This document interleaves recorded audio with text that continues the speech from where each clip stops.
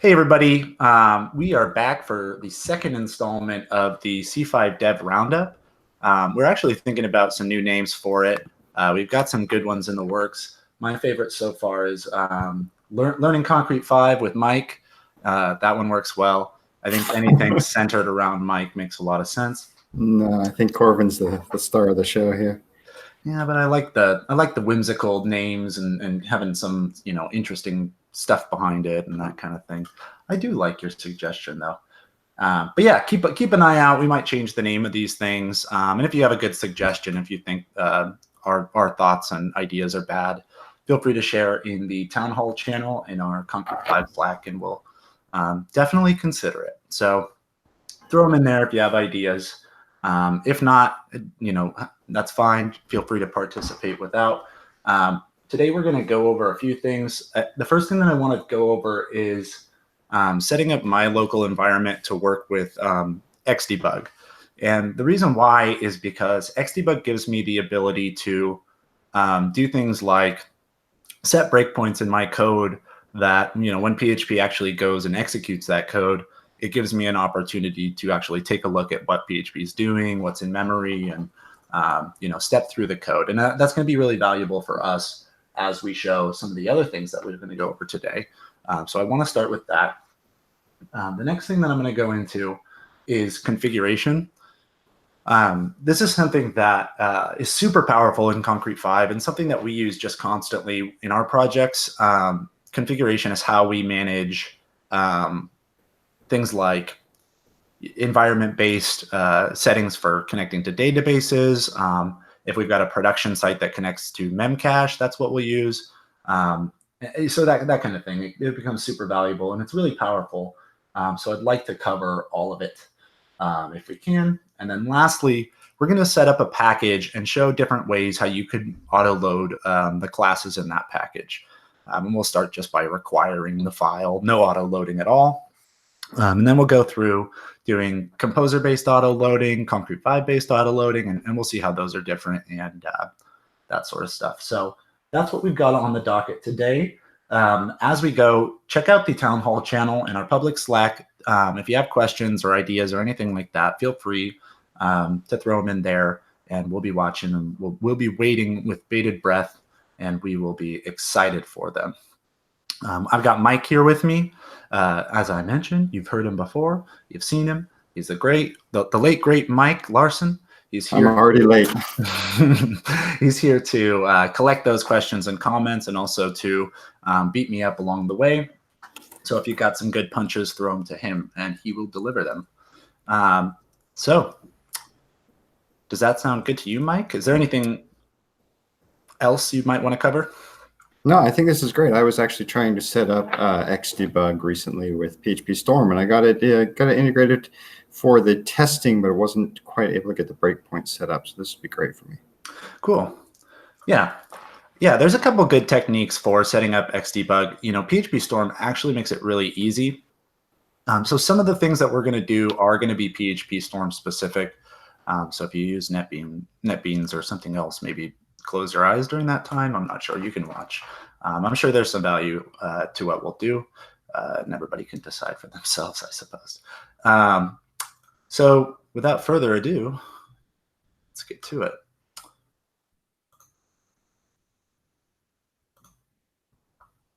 Here is the right screen. Okay. Nice. Can you see that, Mike? I sure can. Nice. Okay. Very colorful. Thank you. So this is my training browser. I've got a Chrome user set up here. So this browser has no actual settings for Xdebug or anything like that. I haven't ever set it up just to roll up my sleeves and show that there's no tricks underneath. What we're going to do first is we're going to go back to our testing site that we set up in episode 1. So that was catscomposer.test. So here we are. So this is our site. We've just installed a package and installed a theme with that package. Other than that, this is just a basic Concrete 5 site with nothing in it. So what we're going to do is we're going to head over to PHP Storm.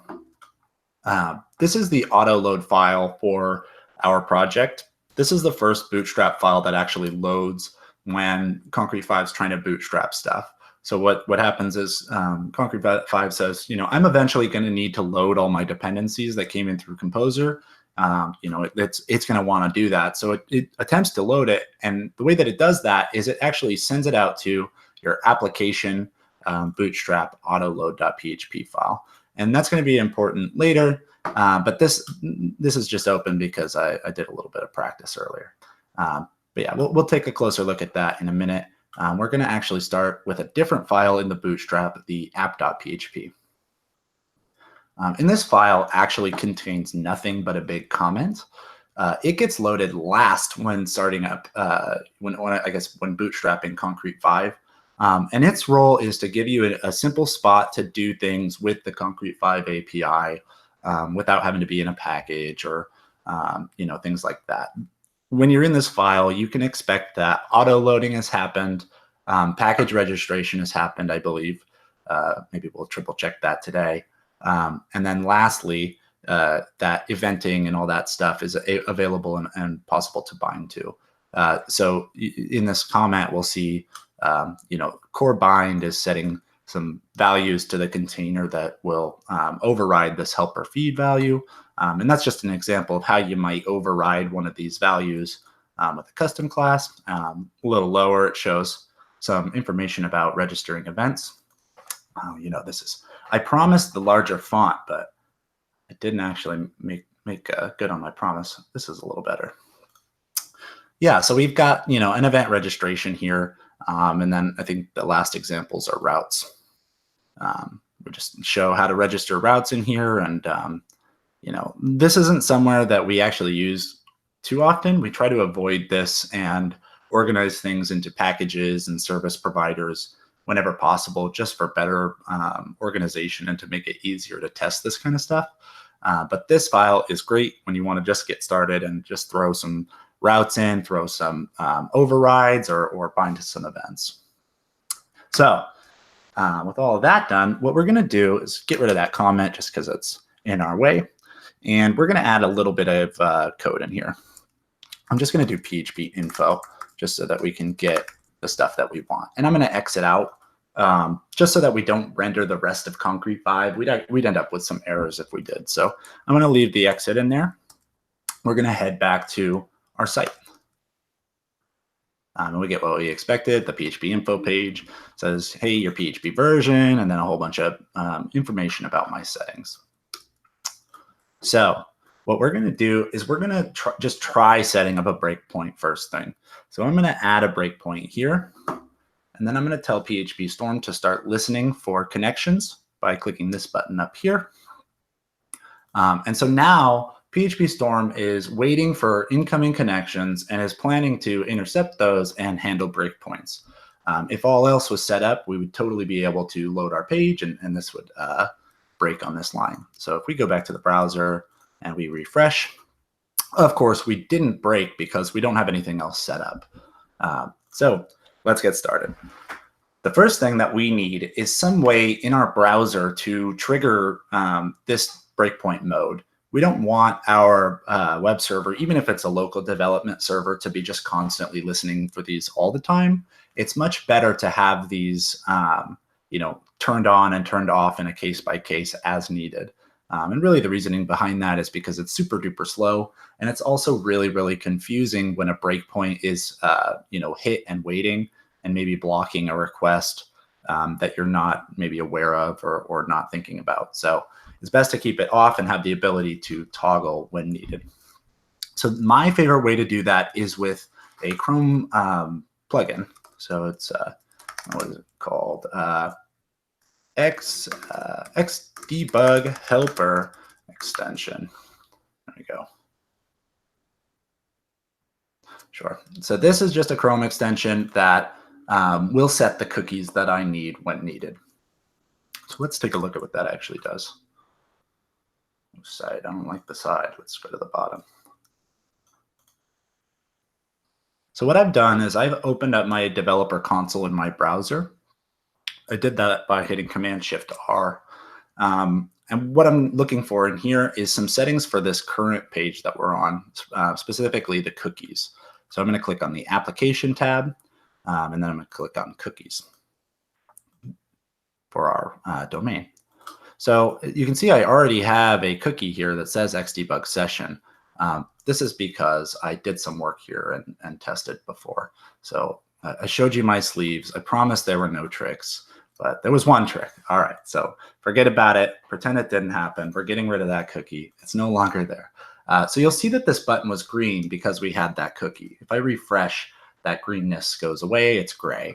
And that indicates that that cookie's not there. So if I just go and I say debug, set that, and I refresh over here, we now have this Xdebug session with Xdebug Eclipse value in there.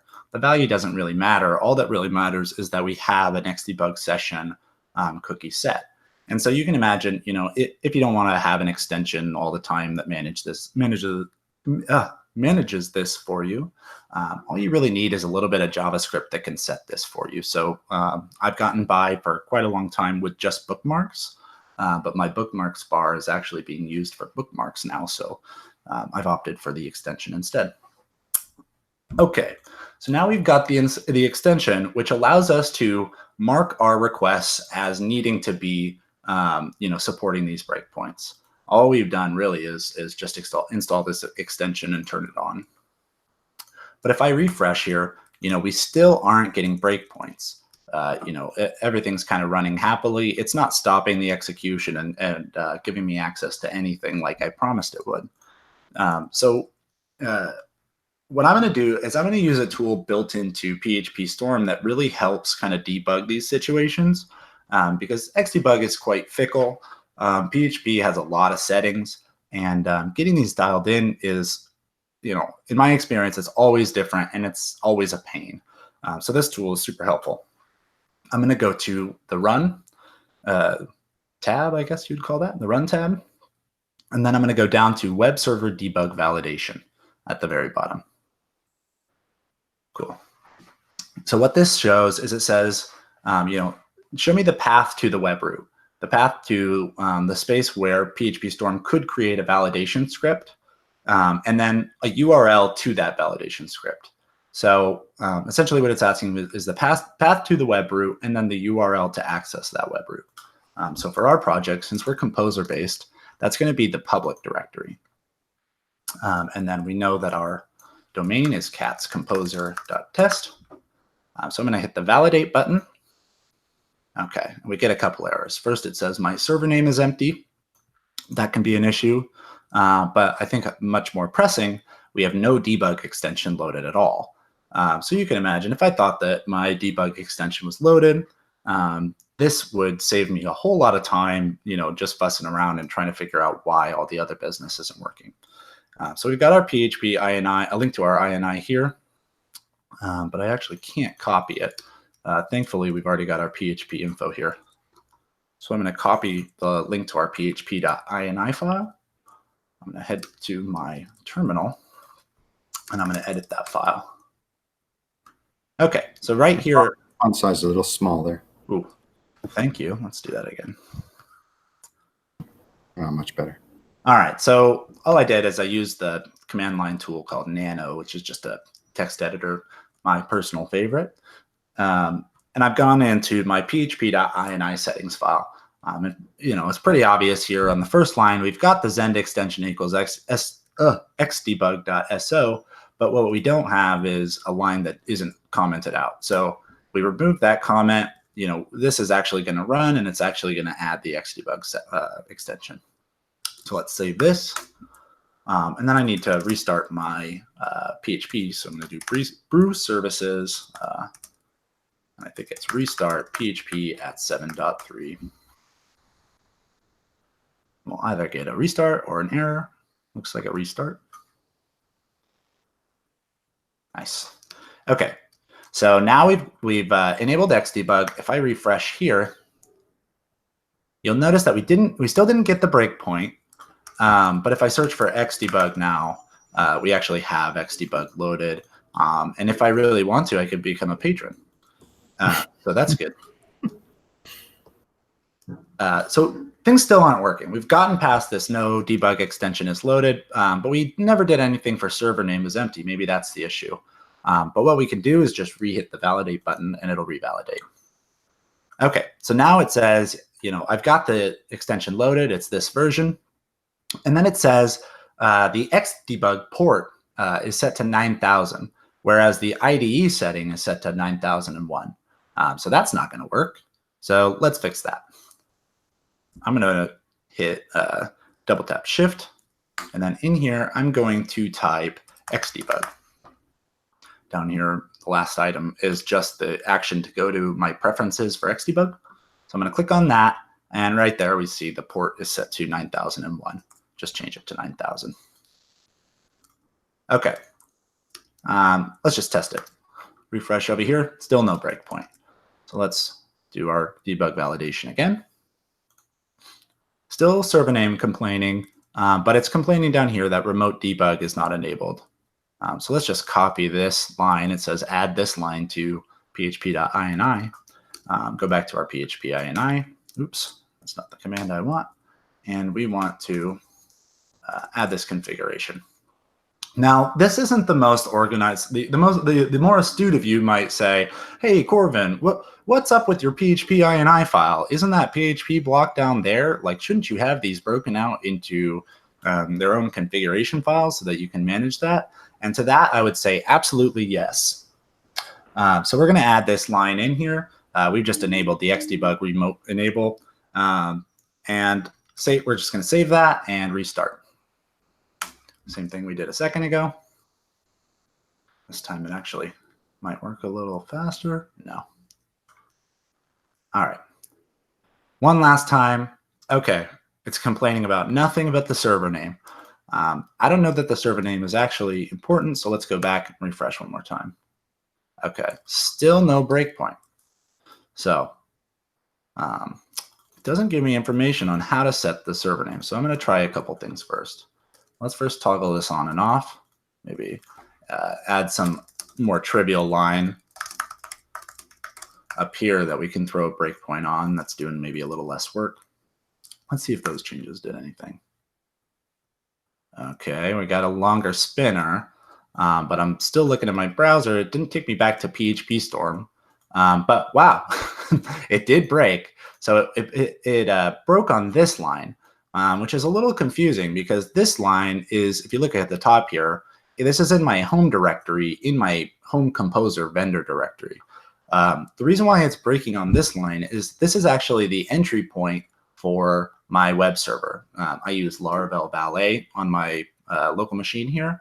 And so Laravel Valet has the server file that handles incoming requests. So PHP Storm is just automatically stopping on the first line it sees. And that's not really the behavior we want. So what we're going to do is double tap shift, and we've already got Xdebug in here. So we're going to click on preferences Xdebug again. Okay.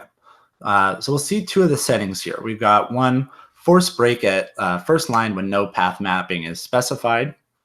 And I think that might be an issue. So let's turn that off. The second one is force break at first line when a script is outside the project. That one sounds like it might be the issue. That sounds more targeted. So let's turn that one off as well. So I'm going to save that. I'm just going to hit stop up here because I don't want to keep this debug session open. So I'm going to hit stop. And that breakpoint goes away. I can just close this file. I don't want to ever see it again. I'm going to head back to the browser. And you'll see we got a gateway timeout because my Nginx web server got sick of waiting for PHP to respond. And I'm going to hit refresh in here. And what we should see is okay, let me explain what happened. I hit refresh in the browser. PHP Storm saw that was being loaded, and it switched me over from my browser back into PHP Storm. So I didn't do any kind of gesture or keyboard commands. I just loaded the page in my browser, and it brought me back to PHP Storm and highlighted the line that we're broken on. Okay. So we now have Xdebug set up. We now have step-through debugging. I just want to show a couple things that are kind of interesting when it comes to step-through debugging. So the first thing that I think is really, really interesting about step-through debugging that's maybe not intuitive when you first take a look at it, because PHP is totally just waiting for me to choose when to continue. I have the option to, take a look at anything that's in this current scope. I have the option to even change things in this current scope. So let's take a look at that. So if I hit this debugger tab over here, what I get is a stack trace on the left side. It tells me, hey, we loaded in server.php from Valet. That said, require front controller path, which is our index.php. And then we just kind of step through our dispatcher, our runtime, our runner, and then lastly, we load our app.php. So this left side gives us the ability to really see, what all has happened leading up to this. It's not necessarily going to list off all of the functions that were called or all of the paths that were taken, but what it will list is all of the steps that were taken to get to your current space in the current path. So this can be really useful when you're trying to find out, like, I'm loading this template, but I don't have everything I need. I don't know how to get the variables I need. Throwing a breakpoint in here might give you an idea of which controller is loading it and which files are involved in loading that file. On the right-hand side, we have a list of all the variables that exist in the scope. So the first one is app. That's our container, the application object. The second one is this, which happens to be the default runner class, which is kind of interesting. And then other than that, we just have globals. So in this file, if we want to get stuff from the container, we know that we have app here. So we can do, app make whatever, and that'll totally work. We'll get an error from that, but if we did, I guess, something that actually would work, let's say app make entity manager interface class. This would work. So I guess let's verify that. Since we have a breakpoint here, it's important to remember that we actually are in a running PHP session.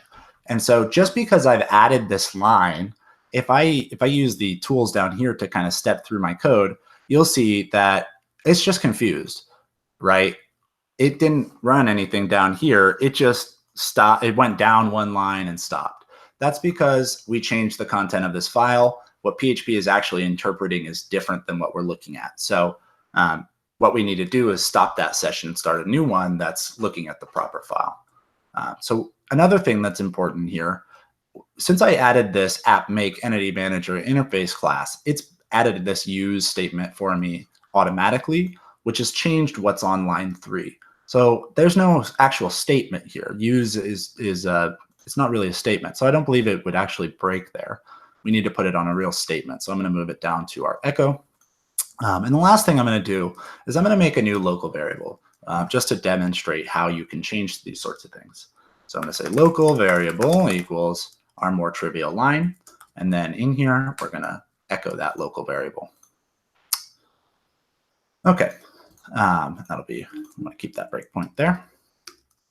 So now that we've got that, we can go back to our browser, which is going to complain about the gateway timeout again. I've got my local machine set to 30 seconds, so it'll wait till 30 seconds is up before it shows this error. I refreshed, but I didn't get a breakpoint, which is interesting. I'm not sure exactly why.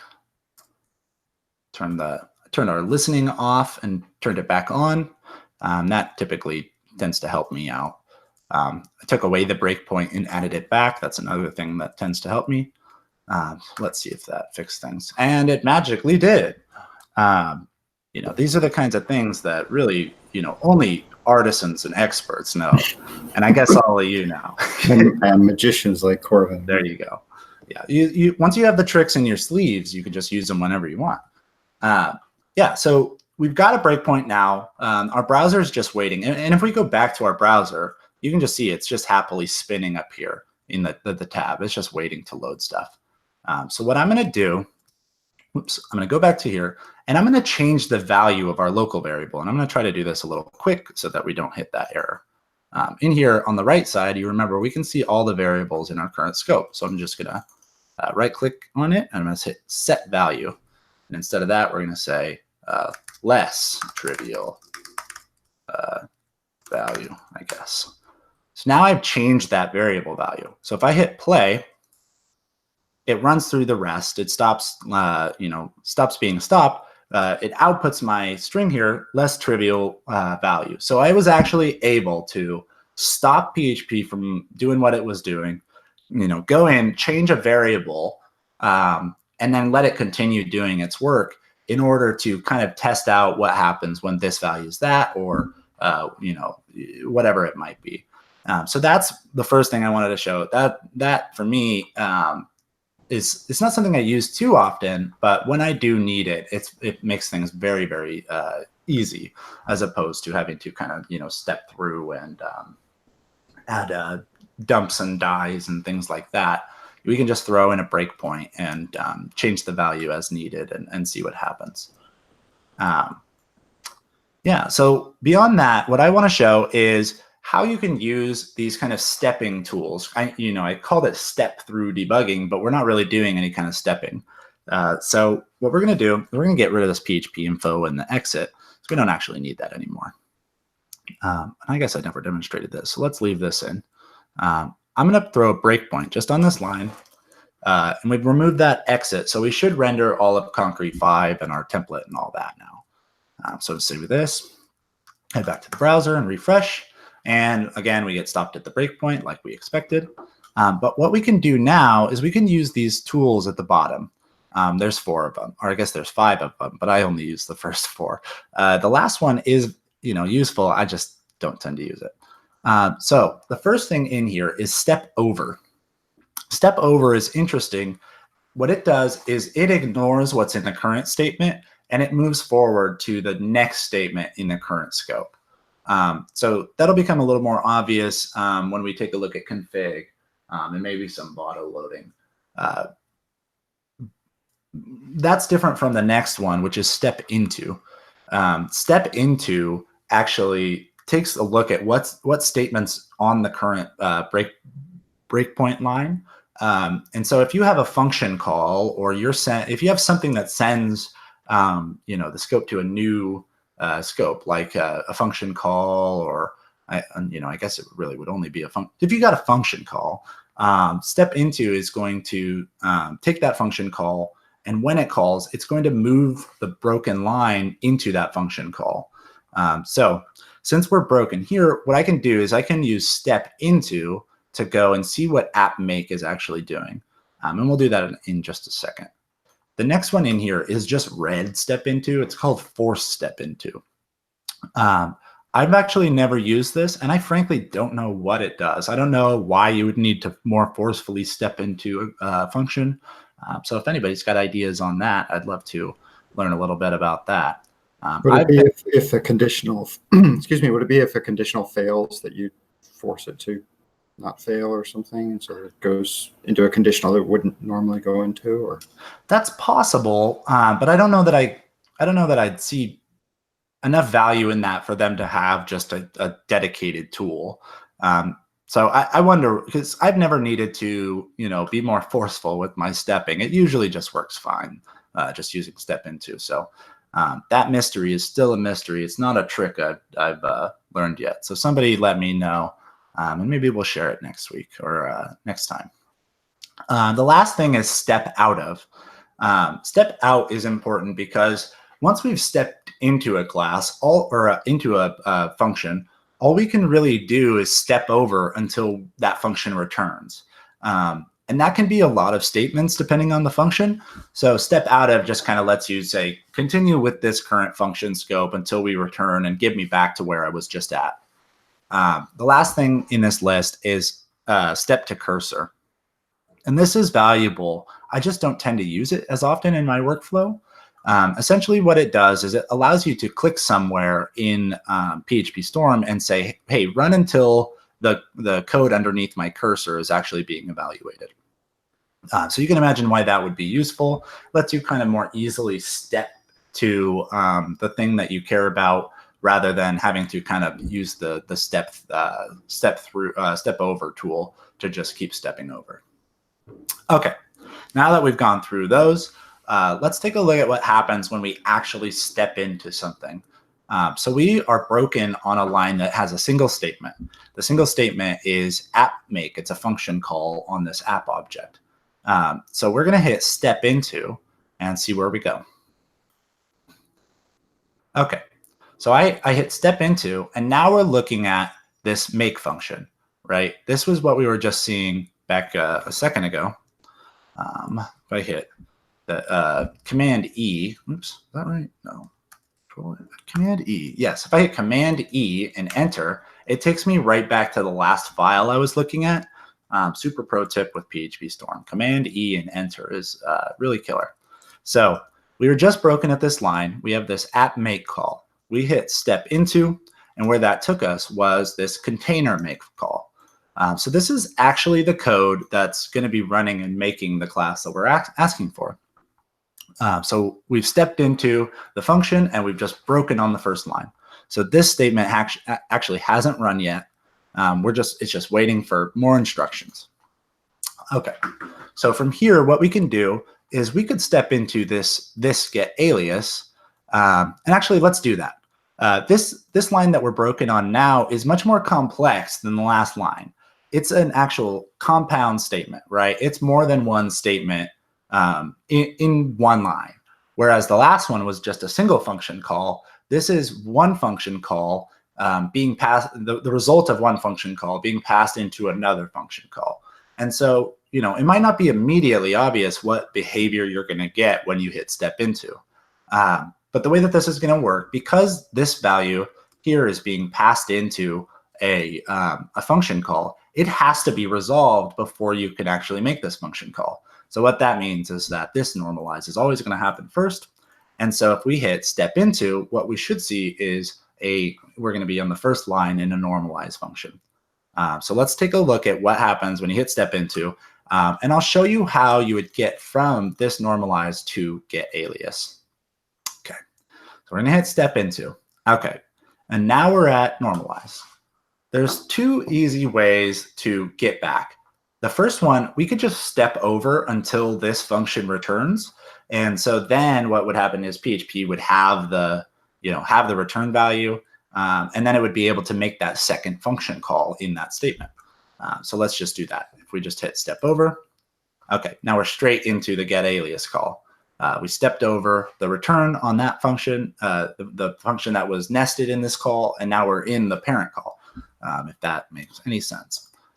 So that's kind of how this whole stepping through works in terms of step into, step out of. I did say that there's another way that you can do the get to the nested call, and that's with step out. So if I hit step out here, it's not really going to demonstrate what I'm talking about because we're just going to go back to the next line past what we had. This is what we were broken on a second ago, and we had stepped into. We hit step out, which means that it resolved all the business in get alias, and it moved us to the next line. So what I'd like to do, see if there's anything. Doesn't look like there's another one of these compound statements with multiples. So what I'm going to do is I'm going to just stop. I'm going to hit stop down here. And I'm going to go back to my browser, and I'm just going to refresh. And I'm just going to do the whole same thing. Step over. Gosh, I shouldn't have stepped over.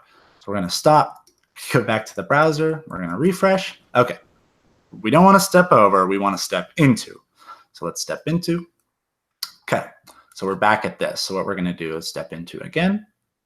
We're at that normalize function. So now if I hit step out, this should demonstrate that we're into get alias. It didn't really end up being any different because that normalize function is only one line. So step over and step out of essentially do the same thing. But if that was a big function, I could just hit step out of, and I wouldn't have to step through all of the statements. Okay. Last thing I'm going to show here is the cursor. So scroll the cursor. So I'm broken here on the second statement in this function. So if I go down and I say, hey, this looks kind of interesting. I want to click on this and I want to break here. I can just click on it, and then I can say, whatever the step to cursor, I believe it's called, run to cursor. And what that does is it just kind of, it does step over, step over, step over, ignoring each of the lines until it gets to the line that I care about. What's kind of interesting about this is that if this function has its return at the very, very bottom, but if you imagine this function returning here above this for each, and then me wanting to go and step to it, I might not be able, the PHP might not evaluate this statement. And if that's the case, it would be just like ending it and continuing on without breaking anywhere. Okay, so that's Xdebug. The last thing I'm going to show before we actually get into something useful and not so debuggy is I want to show just kind of how you would use this to get a sense of what your code's doing. So what we've done before is we've used the step into on this to take a look at the make function. That was nice because it gave us the ability to get an idea of what this exact statement is doing. But what I'm looking to do now is get a more general sense of how we're flowing through the application. So what I'm going to do is I'm just going to continuously step over. I'm going to step over here, and you'll see we're in this load bootstrap. This load bootstrap is what just included our app.php. So by stepping over past the last statement in our app.php, it has stepped me out of that app.php into the function that loaded it. And you'll notice that we're on this final line here because this function doesn't actually return anything. And so if I were to hit step over again, what we'll see is the same sort of idea. We're past the last statement, so if I step over, the only thing it can do is essentially the equivalent of step out of. So let's do that. And now we're at the runner, the default runner run function, and you'll see that load bootstrap call just above. So you can see why, if I just keep clicking on this, the step over button, I can just get a sense of what all is happening. So here this is where we're resolving a response. So if I were to just step over here, now we've done all of Concrete 5, right? We now have a response. We've generated, the blocks and rendered them. We've done everything that we need to do. We've got a response ready to return. So this is kind of confusing when you're looking at it, because if I just step over, what we're going to see is, hey, there's a response, like just send that response, and then lastly shut down, and that's the end of it. So that's a little confusing because if you don't know, that the process of getting a response and generating a response is the whole of Concrete 5. That's essentially what Concrete 5 is doing. So if we go back and we do all of this one more time, step over, step over, step over, step over, step over, step over, and now we're in our that same thing where we're doing, we're resolving that response variable. So here's where we're doing the bulk of the business. This is where I'm actually going to hit the step into. And now we're in a handle request method. This is actually part of our, it's going to be about part of our middleware stack. So if I go down to this return, if I were to just step past this, we have that same problem. It's going to do all the rest at Concrete 5, and it's just going to return the output of this stack process, which is going to be our response. So again, I need to step into. And these middleware stacks just kind of work like this. These are nested function calls. So each one of these is going to be annoying. I got to step into each one of these next calls. But by doing this, we can get a sense of what's actually happening here. We can see our middleware stack is stepping over each of our middleware and running their process function. I don't actually care what the process function is doing. If I did, I could step into it and see which middleware is actually doing processing or something like that. But I don't. I can just step over. Actually, I did care, because in that process was the rest of Concrete 5, and I neglected to think about that. So what we have now is a fully fledged response, and we've gone through all the rest of Concrete 5. This is a long-winded way to say, if you want to get a really good sense of how things flow through an application, this kind of step through debugging is really second to none. It's actually leading you through what PHP is looking at and doing as it's stepping through these things. And obviously, it's quite nuanced. You have to have an idea of what functions are more important than the other ones, and that sort of thing. But you can get the sense of how to put these sorts of things together, how to take a new project that you've never seen before, start from scratch and maybe step through it and see, how is it rendering a response, or how is it handling this controller? Where is it loading my package controller and things like that. So I guess I'll show that, and then we'll move on. So if I go into the Brand Central package we have installed, I just imagine this is a local package that we have. We can throw something in the onStart, a breakpoint. So yeah, let's just do it. We can throw a breakpoint here. We can go back to our browser, refresh. You'll see we've stopped at that breakpoint we previously had. So I'm just going to get rid of that. We don't care about it anymore. And I'm going to step past it. This button, I didn't mention this button. Over here on the left, there's a green play button.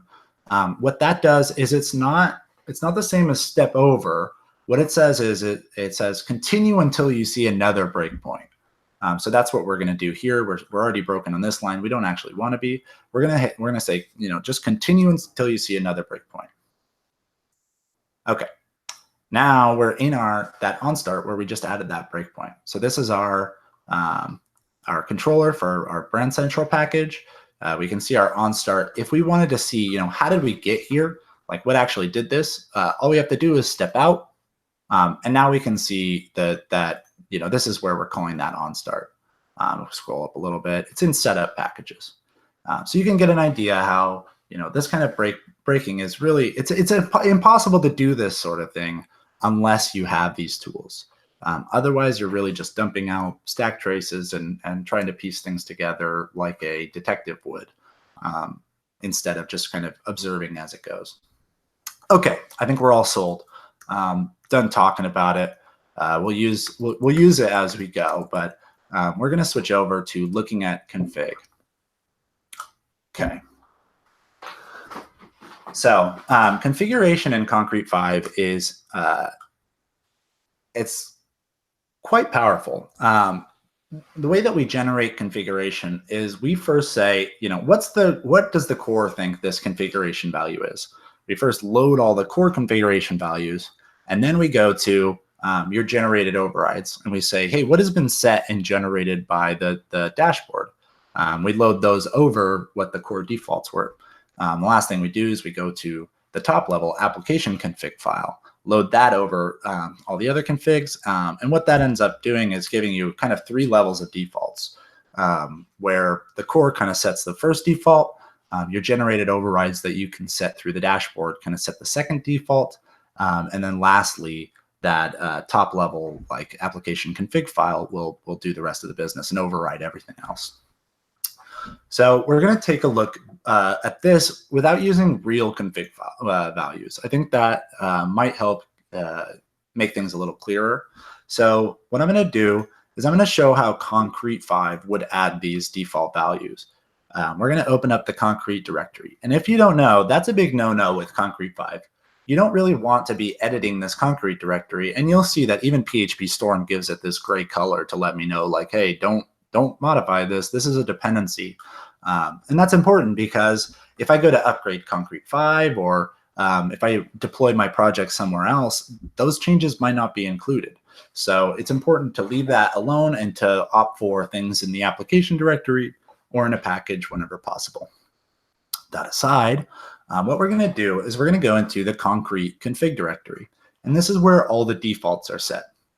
So if ever you want to know, like, hey, what are the default aliases in Concrete 5? You could open up app, and the first thing is aliases here.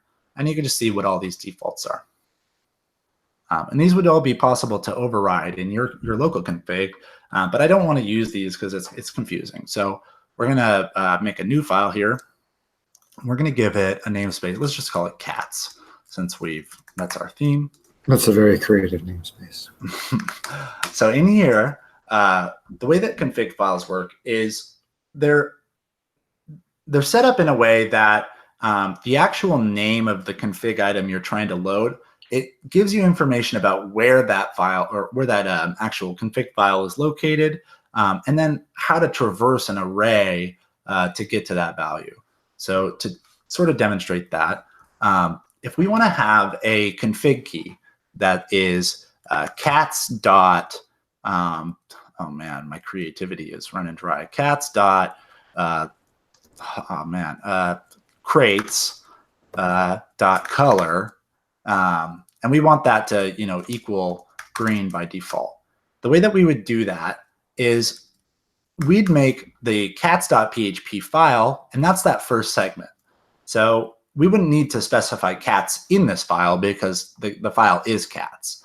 So what we would do is we would return an array.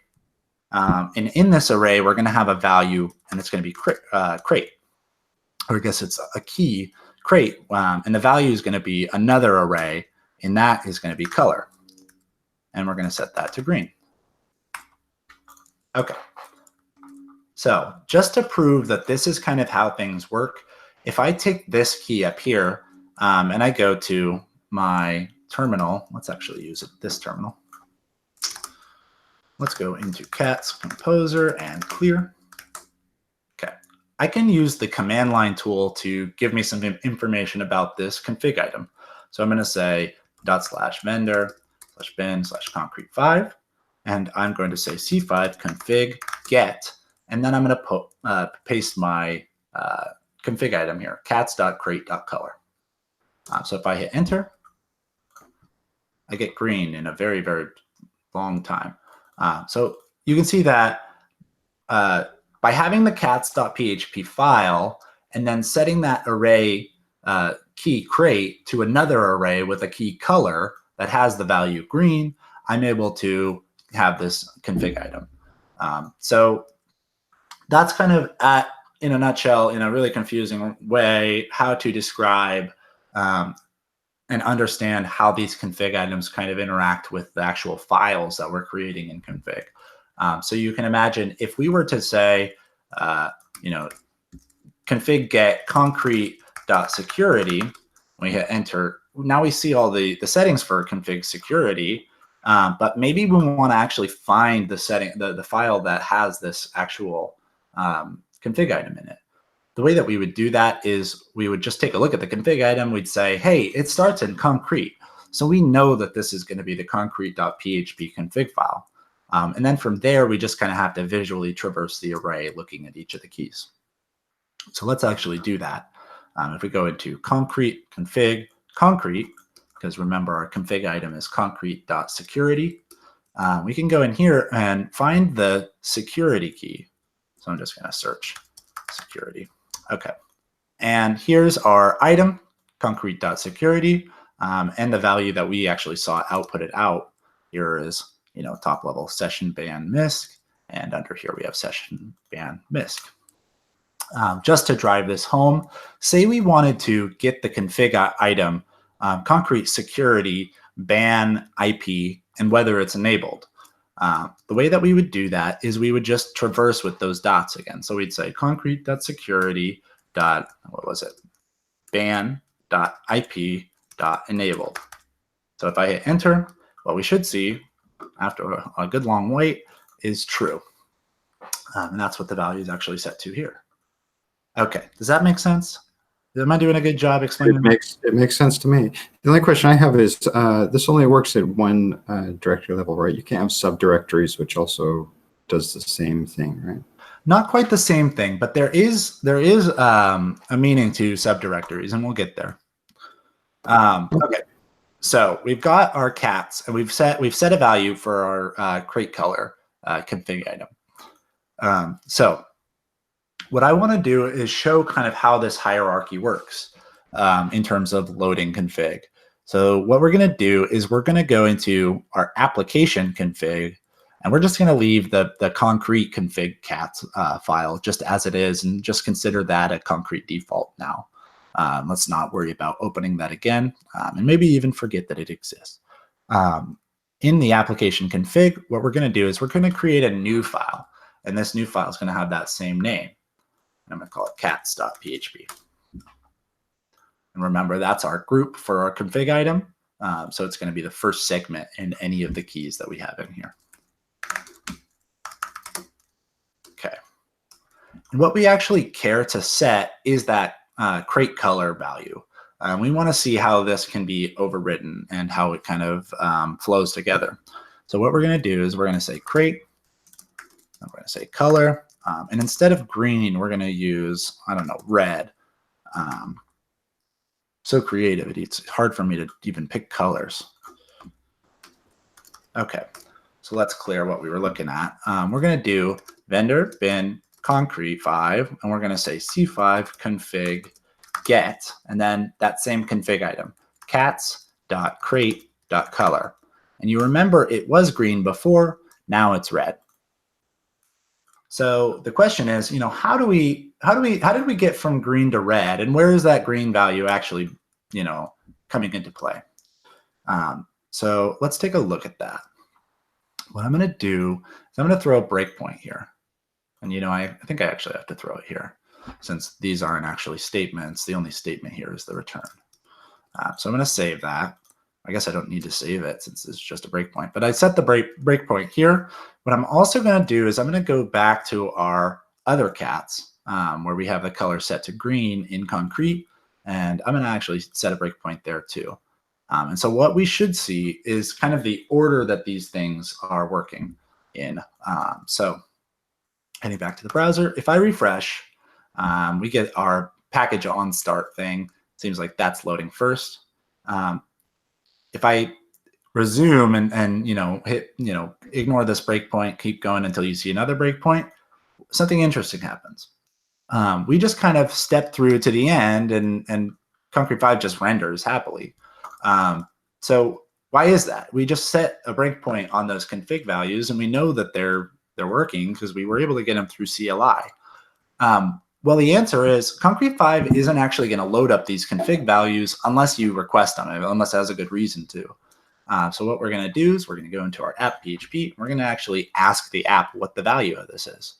We're going to say app make, and I like to use classes, so we're going to use repository.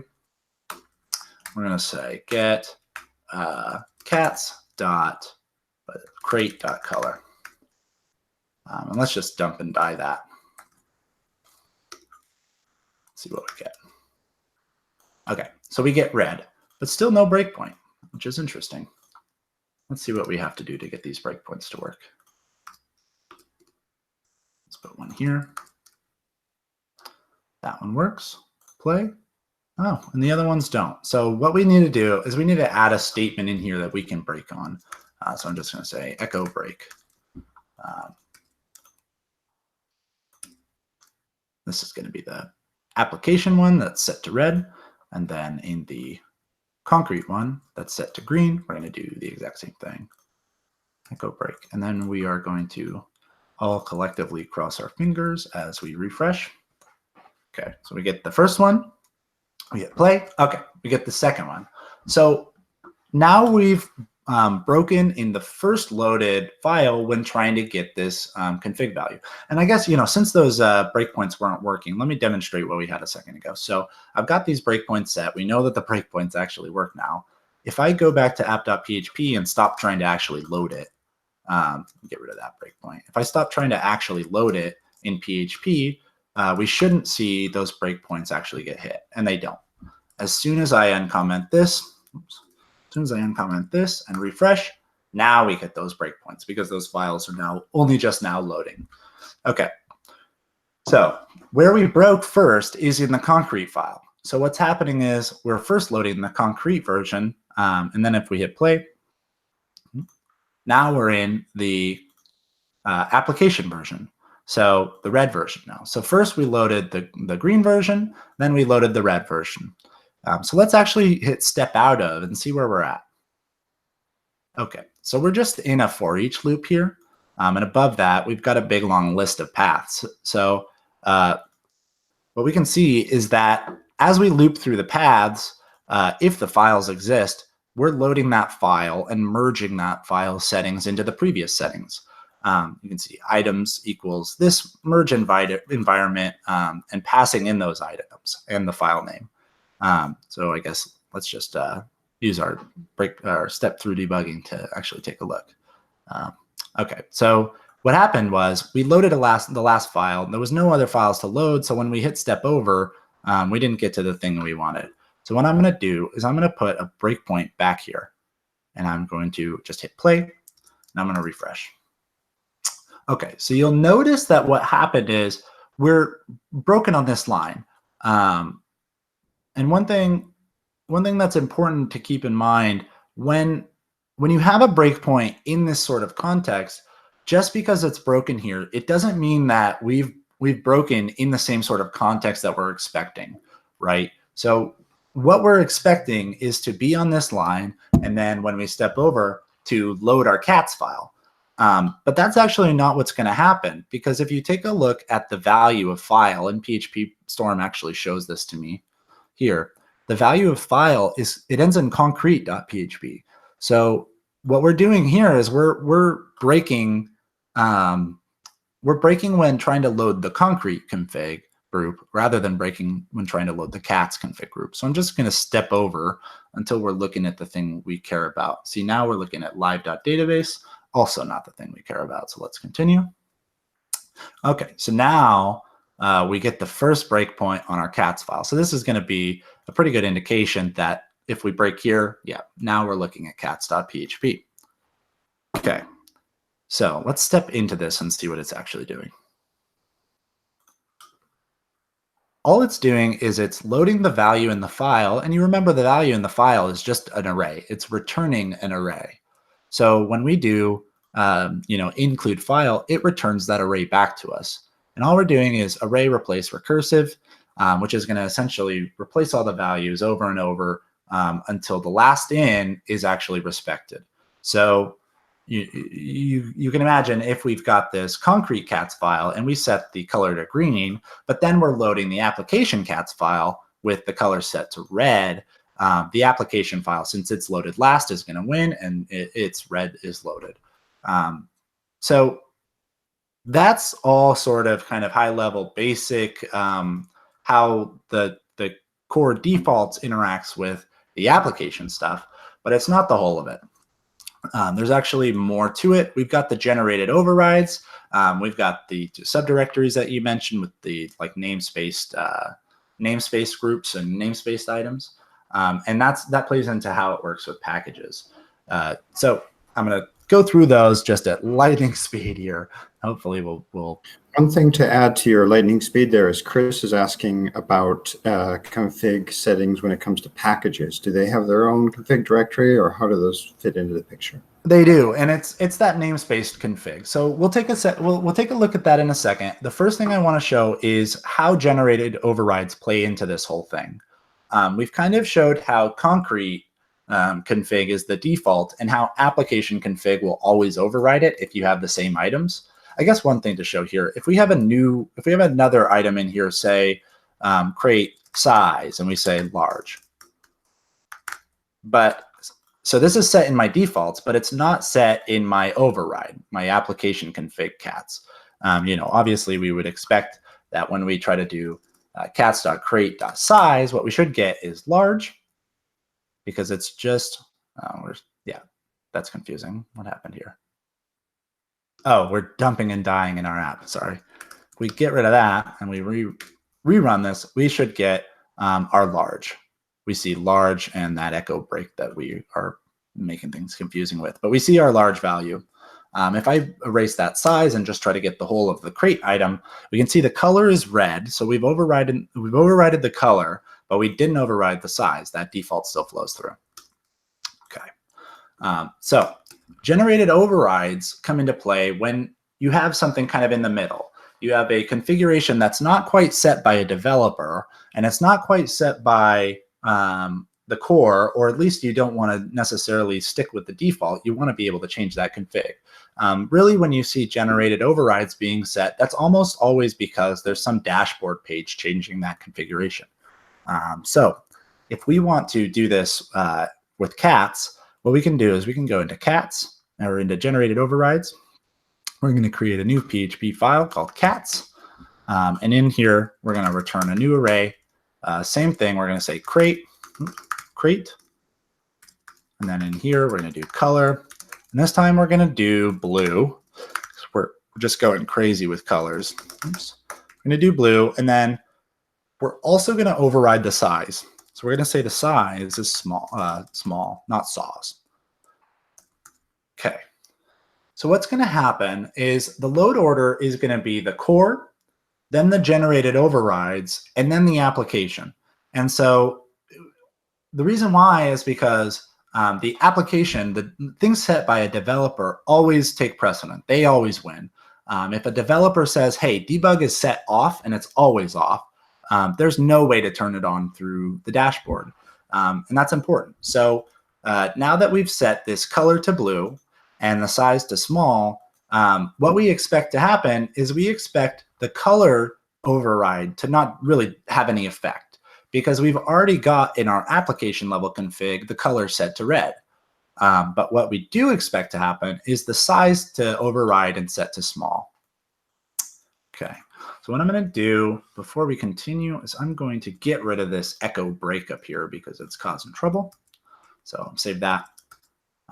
That's all I did there. Okay, so if we go to our terminal and we say, hey, give me that whole cats.crate config item again, what we see, oops, I got to go and remove that dump and die again. Yeah, I guess we don't even need this anymore, so let's get rid of it.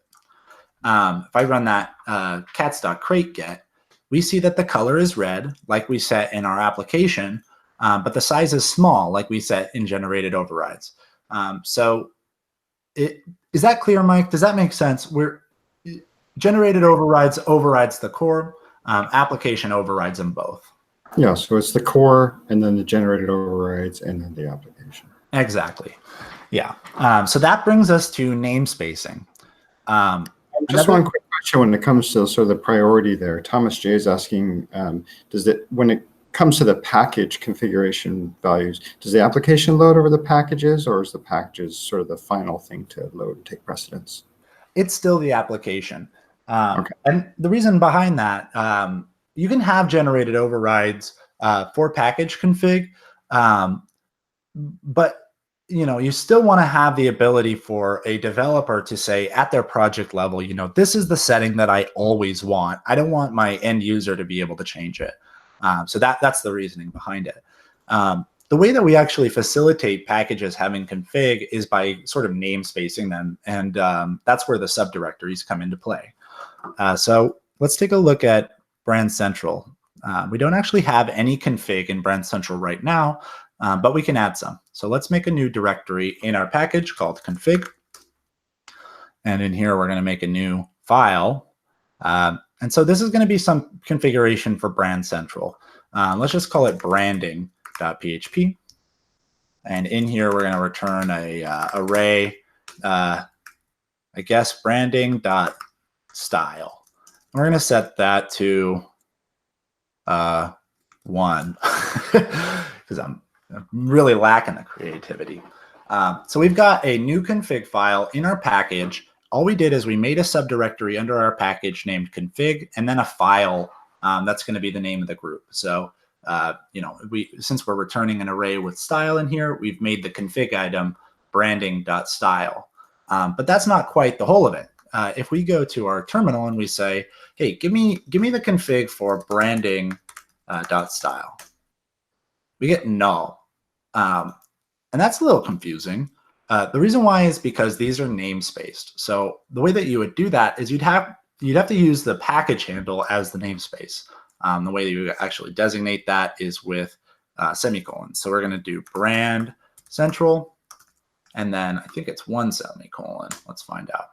No. So a colon, not a semicolon, right? Yeah, colon. That's correct. Still null. Let me see. I don't recall. Let's open up Concrete 5. Check the docs. Big docs. RTFM. Mm-hmm. All right, let's open both of these. Here we go. Let's look for namespace. No, that's not quite right. These are confusing.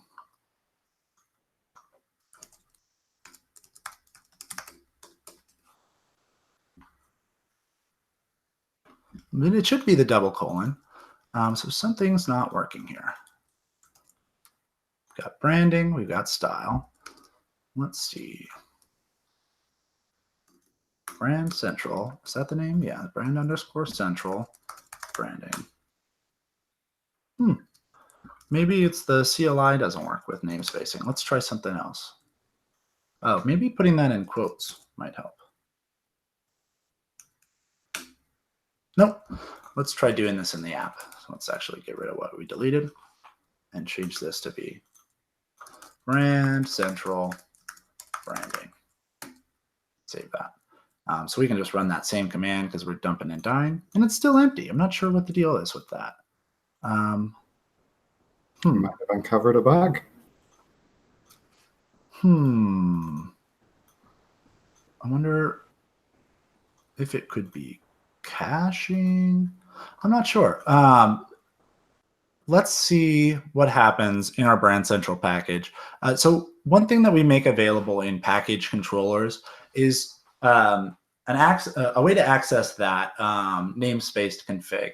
So even if you don't want, like, even if you don't know that there's supposedly a namespace, and you know, I'm saying supposedly because clearly I haven't demonstrated that there is. Even if you don't know that this should be there, we give you a wrapped version of the config repository that'll kind of just add that for you automatically. So I'm going to get rid of that. I'm going to go back to our controller here. And on start, I'm going to just throw some code so that we can see if that config is getting loaded. So we're going to say this get config, I think it is. Yeah, we want get file config. I'll say config equals this get file config. Then we'll do config get branding. I guess let's do a dump and die on that. So what this should do is give us back a version of that repository that's wrapped so that it automatically adds that namespace. But clearly something else is funky. So this totally might not work, and we might have to push this off till the next episode. Well, this is a confusing result. Oh, okay. So somehow it's magically working. I'm not sure why it didn't work on the CLI. I think you're right, Mike. I think we did stumble on a bug, and I think that's something that's possible to fix. But clearly, if you are in a package controller, get file config will give you a working version of the repository that lets you access these things.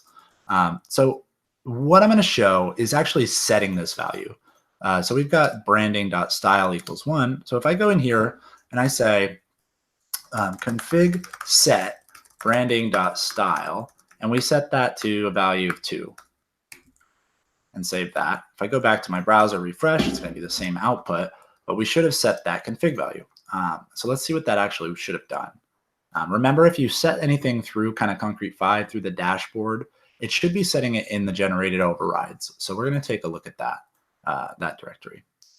So our top level application config is still the same.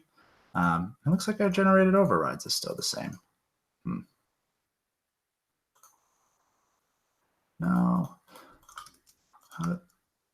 Interestingly, it still set it. Oh, that's the issue. You know, I haven't looked at this for quite some time, clearly, because I totally wrote this. I should absolutely know that there's a big difference between doing set and doing save. Setting just runs it for the runtime. Save actually saves it to the file system. So we're going to refresh, and I'm hopefully going to regain all of your respect as we, this directory is created. You'll see it's named Brand Central. It's a subdirectory under our generated overrides. And then in there, we have the branding file.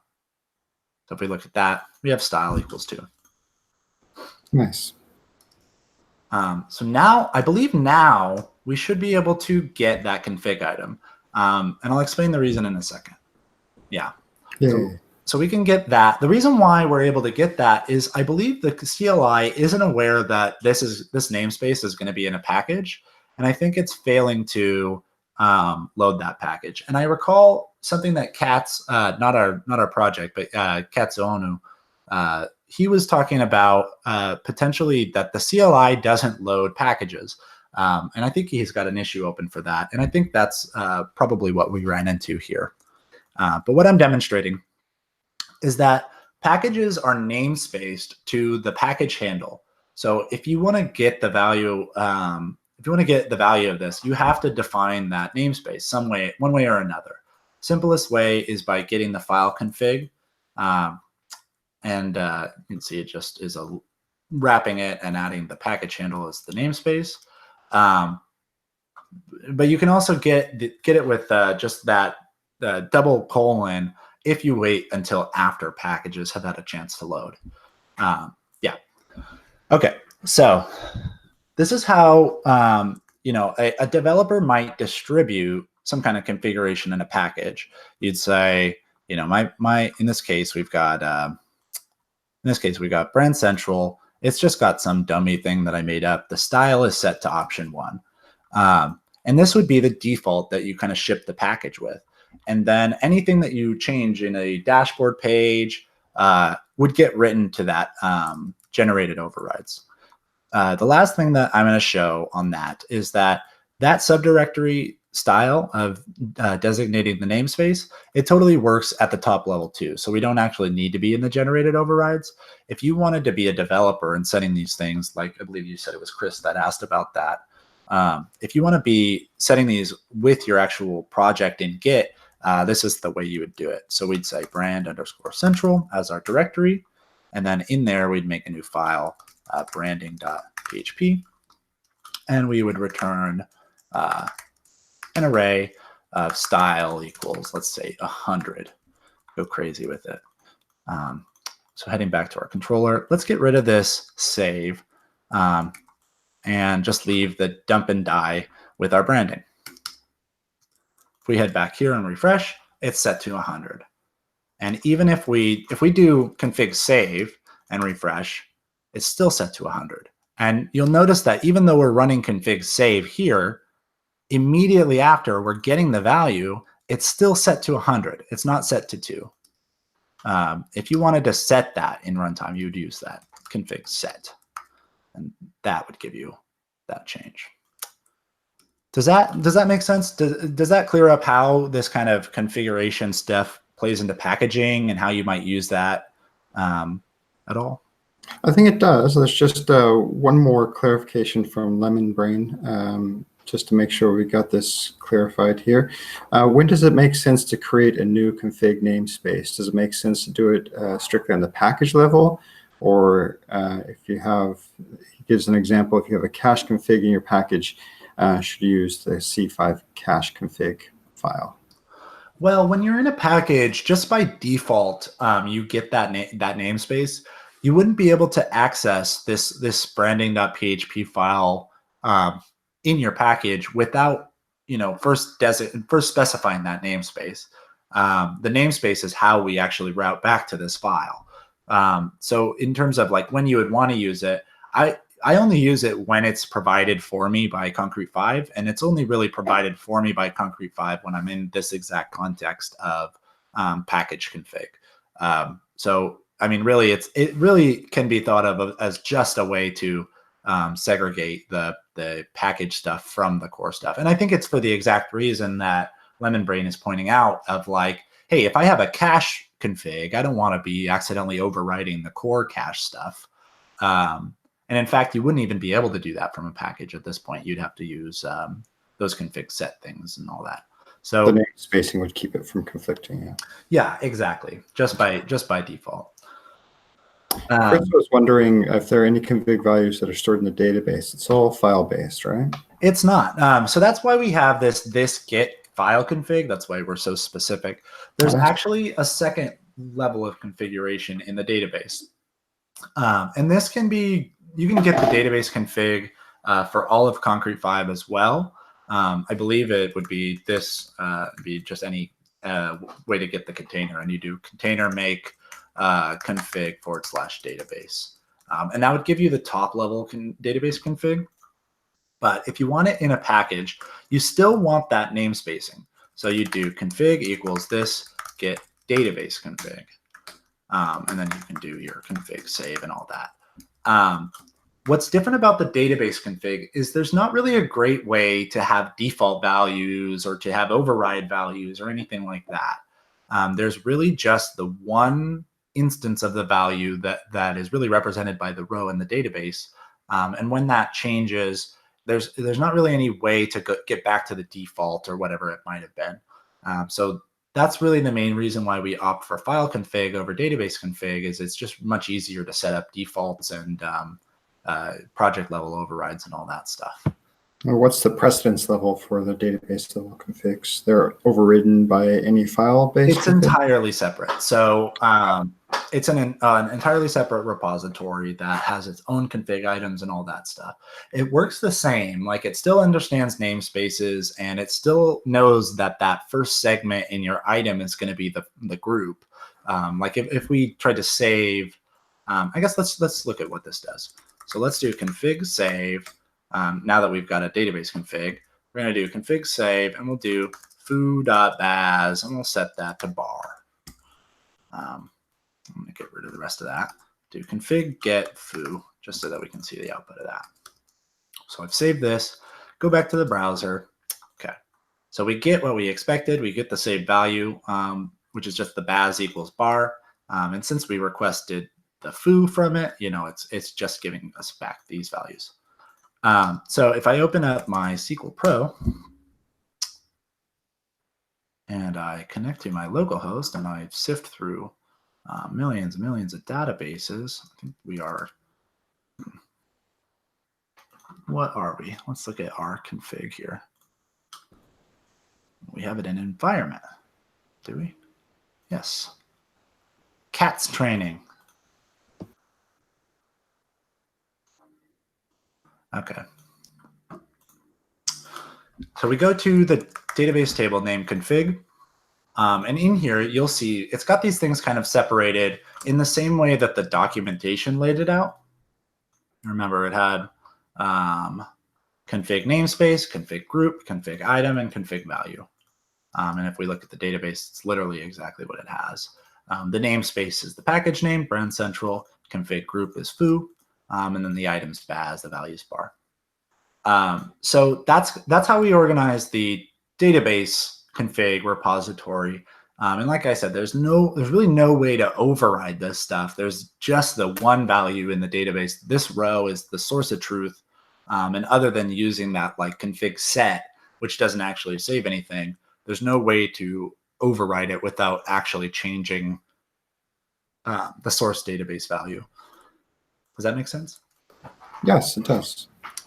Is that from legacy code, or why are there two different systems? The reason why, and you'll see here, like the types of things that we have in here are tokens, a bunch of tokens. It's not great to have tokens stored in files. I mean, right. Having these in the database makes it so that it's got a different level of like separation from your repository and project structure otherwise. Mm-hmm. If you use file-based config, this would have to be committed and actually, be passed around as you set up and deploy your project. Whereas just having it in the database, you kind of get that for free because you're going to be migrating the database anyway. So that's the thinking. And also, config store is something that has existed in Concrete 5 for a long time. When we migrated to the Illuminate config package for managing config, we wanted to support the legacy on that, and we wanted to have the database repository simply because people really liked storing things in the database, and using the file-based config, as we've seen over the last half hour, 45 minutes, it gets pretty confusing. So that's the thinking, that's the reasoning. I see. Thank you. Well, so I was hoping to get to auto loading. I don't think we will. We talked before we started that we actually can go for up to 8 hours. Past 8 hours, they'll cut us off and kick us out. But I personally do not have the stamina. I think, it'd be better to push the auto loading off to the next episode. And I think what's nice about that is we can make the next episode specifically about setting up a package and getting the package auto loading working and all that. I think that really frames up the next episode to be focused on packages, and it seems like Xdebug and config really dominated this episode. So that sounds good to me. All right. All right. I don't see any other questions in the chat channel. So thanks everyone for contributing your questions and following along. Yeah, thanks guys. I believe the next one is going to be in 2 weeks. What day is that? It's going to be the 23rd. Yeah. Yeah, Thursday the 23rd. Join us. We'll be, doing this at noon all the time. The one thing to keep in mind, we will have potentially a new name, depending on how creative we can be. I think I've demonstrated in this training that my creativity is lacking and really uninspired. So we might not have a new name, but we're looking to get a new name. So if you have ideas, throw them at us. And as always, this is something that we're doing for you guys. And we're learning as we go. We're finding things, and obviously we ran into a couple bugs that give us a better understanding of how to fix stuff. So, but as always, throw your comments and throw your suggestions into Slack, and we'll take a look. And I think that's going to get us to a place pretty quickly where what we're doing here every 2 weeks is actually going to be really useful, and we're going to have more value than just me kind of rambling about whatever I think might be important. So definitely throw your suggestions in there. Join us on the 23rd for our next one, and keep an eye out for a new name of this thing. If it's not called Dev Roundup, don't be surprised. So, yep. Thanks for joining us, guys. We'll see you next time. Bye. Thank you. Bye-bye.